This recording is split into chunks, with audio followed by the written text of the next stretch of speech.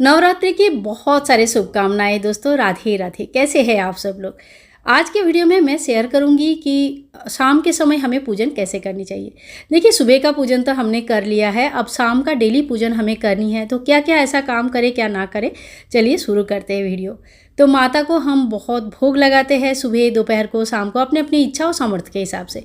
सबसे पहले अगर कोई भोग लगा हुआ है, 10-15 मिनट, आधा घंटा हो चुका है, तो वो भोग सारा आप वहाँ से निकाल लीजिए।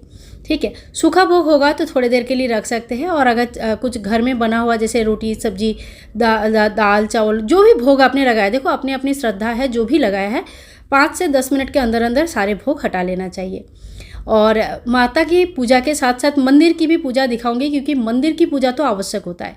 तो मंदिर में भी जो भोग लगा था वो सारे भोग मैंने इकट्ठा कर लिया है और एक ट्रे में रख के मैं यहाँ से निकाल के लेके चली जाऊँगी। ये सारे भोग हमें सभी में बांट देना होता है। बच्चों को तो ज़रूर दीजिए। माता का भोग, बहुत लोग जो व्रत रखते हैं वो जो भोग चढ़ता है ना, सिर्फ यही भोग खाते हैं। तो अपने अपने नियम जैसा भी है, आप भोग को उस तरह से ग्रहण कर सकते हैं।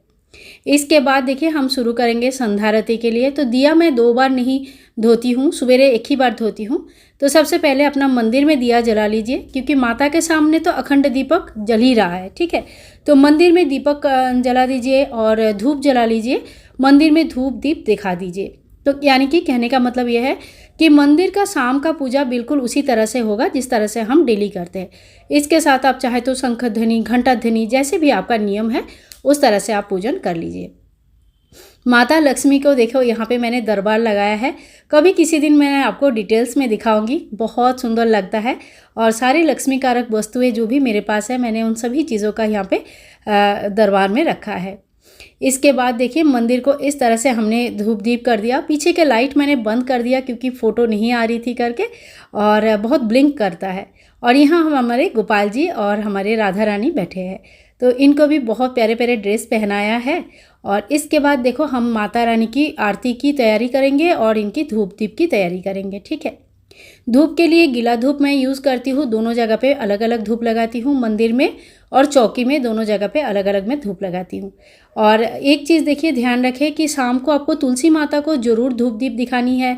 तो वो मैंने यहाँ पे इंक्लूड नहीं किया है। आप लोग ध्यान रखें इस बात का कि तुलसी माता को भी आप धूप दीप जरूर दिखाएं। वैसे तो रोज़ ही दिखाना चाहिए, लेकिन कम से कम 9 दिनों तक दिखाते रहिए। अब देखिए, ये छोटा सा दीपक है। सुबह भी मैंने एक पहले भी वीडियो शेयर किया है जहाँ पे अखंड दीपक को अखंड रखने का तरीका मैंने अच्छी तरह से समझाया भी है। आप चाहे तो उस वीडियो को एक बार देख सकते हैं। तो देखिए, इसी तरह से ना अखंड दीपक को अखंड रखा जाता है। कैसे, इनकी जो जोत है, इन जोत को हम छोटे दीपक में ले लेते हैं।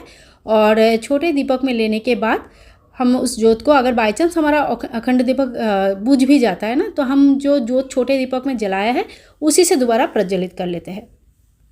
इस बात को मैंने बहुत अच्छे से जो ना आपको समझाया भी हुआ है। तो आप इस वीडियो को एक बार ज़रूर देख लीजिए, आपको बहुत फ़ायदा होगा। तो देखिए, मैंने छोटे दीपक भी प्रज्वलित कर लिया है और अखंड दीपक में तेल डाल दिया है। जैसे जैसे आप एक बार ध्यान में रख लो, जी एक बार तेल डालने में कितना घंटा आपका चल रहा है उस तेल से, उस हिसाब से आप अखंड दीपक का ख्याल भी रख लो और उस हिसाब से तेल भी डाल लो। जैसे एक बार तेल डालने से अगर 4-5 घंटा चल रहा है या 6 घंटा चल रहा है, तो उस हिसाब से आप तेल डालने का समय निर्धारित कर लीजिए। ठीक है, अब देखिए, हमने अखंड दीपक का व्यवस्था भी कर दिया है। इनका ध्यान रखना बहुत आवश्यक होता है। सुबह, शाम, दोपहर 3 टाइम कम से कम आप तेल चेक करो। कम से कम बता रही हूँ, अगर बड़ा दिया है तो, और छोटा दिया है तो और ज़्यादा चेक करना पड़ेगा। अब छोटे दीपक से हम पहले गणपति भगवान को आरती कर लेंगे, फिर माता रानी की आरती कर लेंगे, फिर कलश भगवान को, नवग्रह को, सभी को हम जो ना आरती दिखाएंगे। आरती अगर आपको आता है तो ठीक है, नहीं तो जय माता दी का जयकारा लगाते हुए भी आप आरती कर सकते हैं।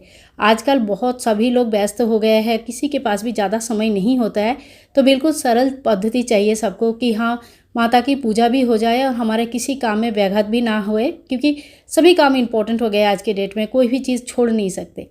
तो इसके बाद देखिए, थोड़ा सा हम कपूर की आरती करेंगे। इस तरह से मिट्टी का दिया में कपूर की आरती बहुत अच्छा रहता है। अगर हवन करने का आपको मतलब क्षमता है, कर सकते हैं, समय है, तो आप हवन कर ले, नहीं तो इस तरह से एक कपूर की आरती जरूर करें। इसके बाद आप धूप प्रज्वलित कर ले और सभी भगवान को धूप दिखाए, दीप दिखाए। शाम के समय धूप दीप दिखाना बहुत आवश्यक होता है। फूलों का कैसा है, और बहुत जगह पे ऐसे है कि शाम के समय ही फूलों को चेंज कर लिया जाता है, क्योंकि ये शाम तक ये बासी माना जाता है। बहुत जगह पे अगले दिन सुबेरे चेंज किया जाता है। तो आपको जैसा ठीक लगे आप उस हिसाब से कर सकते हैं, लेकिन एक दिन से ज़्यादा पुराने फूल नहीं रखा जाता है। ठीक है, तो देखिए इस तरह से जो आरती हमने माता के सामने किया वही आरती हम मंदिर में भी घुमा लेंगे। और संभव है तो इसी आरती को आप जब जल रही होती है तभी एक कपूर और डाल दीजिए, तो ये और जलेगी और इसको पूरे घर में बच्चों को सभी को आरती दिखा दीजिए। अब शाम हो गई है तो माता को भोग लगाएंगे, तो इस समय आप फल का भोग लगा सकते हैं, घर पर जो मिठाई वगैरह बनाया है उसका भोग लगा सकते हैं, कुछ बना के रखा है हलवा पूरी खीर सब्जी जो भी, उन सभी चीज़ों का भोग लगाया जा सकता है। तो शाम को माता को भोग लगा दिया, धूप दीप आरती इसी तरह से हमें करनी है। ठीक है, अब अखंड दीपक भी हमारा सुंदर तरीके से जल रहा है, तो बिल्कुल उनका भी ध्यान रखें। माता के इसी तरह से पूजन रोज़ किया जाता है। देखिए माता सिर्फ बोलने के लिए माँ नहीं होता है, माँ ऐसे एक शब्द है जो जिसमें पूरा दुनिया समा जाती है। हमें कुछ भी प्रॉब्लम हो, कुछ भी हो, हम किसके पास जाते हैं? बच्चों को कभी भी खुशी हो चाहे कुछ गम हो कुछ भी हो तो सबसे पहले उसके मुंह से माँ का आवाज़ निकलता है। तो माँ इतनी बड़ी चीज़ होती है। ठीक है, और अपने लाडले को दूध का भोग लगाना बिल्कुल ना भूले। तो हमारे जो लड्डू गोपाल जी है हम उनको दूध का भोग यहाँ पे लगा देंगे।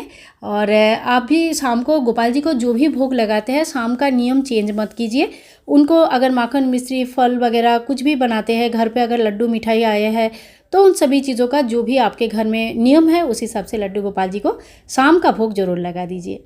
ठीक है, इसके बाद आप तुलसी में दीप लगा दीजिए। और अगर दहलीज पूजन करते हैं, अगर आपने नियम ले रखा है दहलीज पूजन का, तो दहलीज में भी 2 दीपक आप जरूर जला दीजिए। ठीक है, दहली में दोनों साइड में 2 दीपक जला दीजिए, या तो घर से बाहर निकलते वक्त राइट साइड में 1 दीपक भी जला सकते हैं। तो इसी तरह से जो है ना हमें पूजन करनी है शाम का। आशा करती हूँ आज का वीडियो आप लोगों को अच्छा लगा है, और कोई भी क्वेश्चन है तो आप पूछ सकते हैं। मिलते हैं नेक्स्ट वीडियो में, तब तक के लिए सभी लोगों को Hare Krishna, Radhe Radhe, happy Navratri, bye bye दोस्तों, टेक केयर।